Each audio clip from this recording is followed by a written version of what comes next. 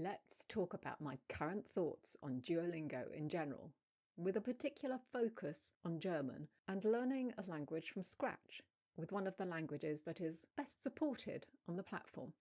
I know there's some concern, that might be putting it lightly, about AI use in Duolingo these days. I don't disagree with that concern. Human created is almost always better where language is concerned. However, AI is almost certainly here to stay, and there's not a lot we can do about it. And let's be honest, these kinds of apps have always been hugely reliant on AI algorithms, just less sophisticated ones. We simply have more of a problem with it now because it's everywhere and we think about it more. Again, I'm not saying it's good, just that this is nothing new.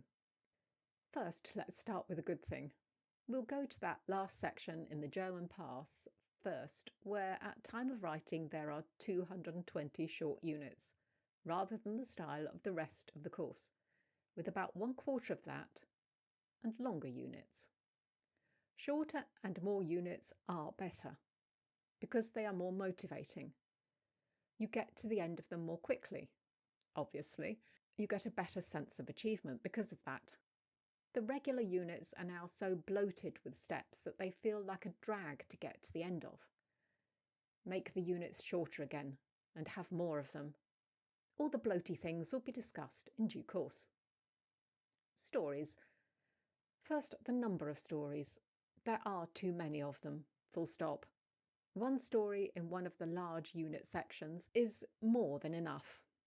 Plus, the same stories come up too many times. Have them come up once, and then people can go to the stories page to reread them if they want to.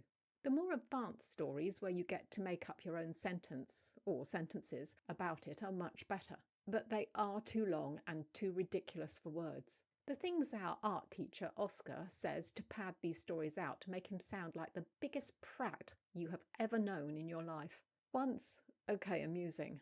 Multiple times, annoying as hell.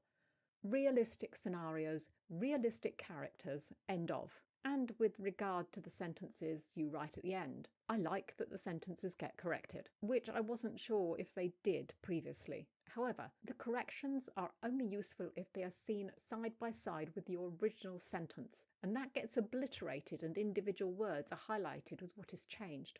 That isn't always everything that's changed.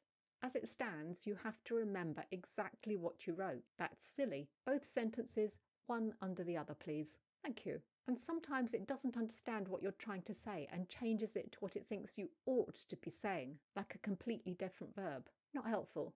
Also, this is the only place in Duolingo where you're penalised for not using the correct punctuation. In fact, it's often impossible to know if you've got that right, which I'm finding quite complicated in German, as it doesn't seem to follow the same rules as English, at least not on Duolingo. Anyway, if you're going to be strict about punctuation here, you need to do it everywhere, so that people learn where it should be. That wouldn't be a bad thing. I know Duo does tend to concentrate on spoken language, but most of it is written down in the app, so you should be forced to learn the punctuation too. The little stupid interview phone call things. No, just no. They are nauseatingly bad.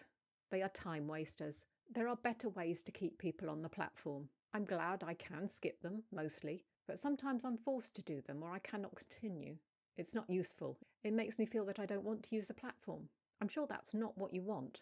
Here's a suggestion. Instead of having annoying characters having silly conversations, how about having short articles?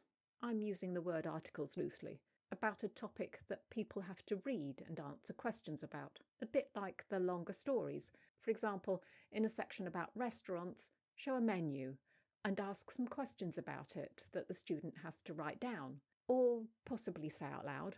For a school section, have a schedule or something about a particular school subject, or instead of random cultural things being mentioned in sentences where you have no idea what that means, like foods or places, have an article about that which teaches people the significance of the thing being mentioned. The lack of grammar pointers in each unit now is dire. I know some units are mainly about vocabulary, but they all have some grammar point they're highlighting. Even if it's a repeated grammar point, this should be set out in the grammar tips, like it used to be, at least on the popular courses, back when we had the tree. Every single unit should have something. If people don't know what you're teaching them, they will never truly understand the language. Those who want to ignore them can. You cannot retain everything just by seeing sentences without knowing the logic of it, especially when we're talking subjunctive. Seriously, no notes at all? Useless.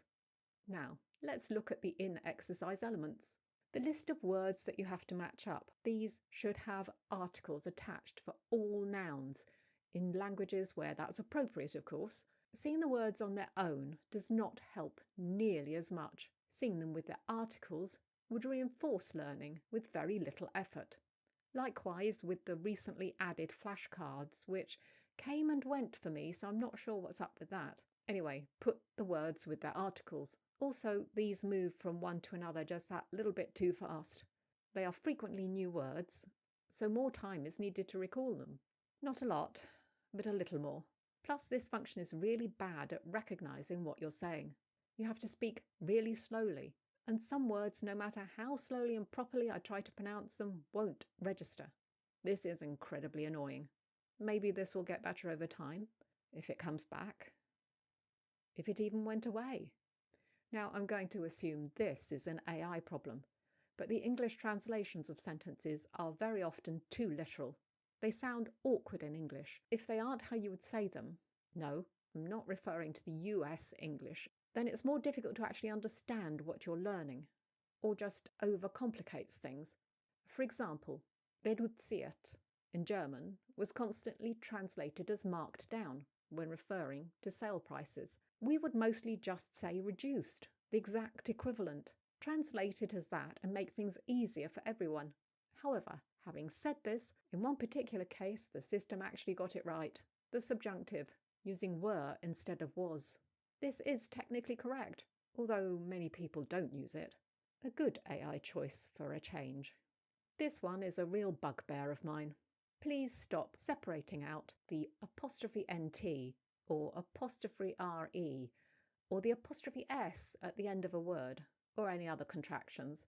So I have to make up something like your from two words. This is just stupid. Put both options in the word list if you want people to make a choice. You are and your, it's and its. And don't penalise me when I use these because the app isn't joined up and it thinks that aren't is a mistake and should be are not, even though that was the only thing I could choose. God, that's annoying. The exercises where you can speak out loud and create the sentence in your head, these are excellent, except for when it doesn't understand you. This is exactly what you need to train your brain to speak in the language. Yes, the sentences are set for you, but the majority of them are useful sentences. Not all, of course. I get that amusing sentences are a way to keep people engaged, but these go way beyond on many occasions. The sentences need to be things you might need to say, otherwise they are a waste of time. Yes, you can have a bear or Duolingo saying them if you want, but have realistic scenarios, please. So much concentration on school. But seriously, there are so many sections, units, that concentrate on language for school kids that is not exactly useless for people who are older, but the amount of time spent on them is wasted for many. But it's not only the school that gets too much attention, in my opinion. Some incidental subjects are almost comically overdone, like a whole section or a unit on throwing up. Yes, all together now. Ich muss mich übergeben. So allow people to skip sections they have no interest in. This is something you could largely do in the old tree. You could get the basic vocabulary and then move on to something that was more interesting to you. Making people do sections about things they are not interested in leads to boredom and very likely to people quitting. Allow people to skip individual steps in the path. I don't want to labour over vocabulary I'm not going to use, but I mostly do want to do the revision exercises. If I jump a section because I can't bear to do another story, or the vocabulary isn't that useful to me, I miss the revision exercises too. If I find I do need that info later, I can go back and do another part of that section of the path. Learning a language is about keeping people engaged. To keep people engaged, they need to understand. what they're doing and enjoy it. The more you force people to do things they're not interested in or waste time on largely irrelevant subjects, the less engaged they become and the more likely they are to quit. So the day that I recorded the rest of this video, I went to use Duolingo and discovered something new, the explain my answer option on some of the sentences. Now, if you go into this, it shows you every part of the sentence with an explanation as to what it is, and if it's in a particular case, which is all useful stuff.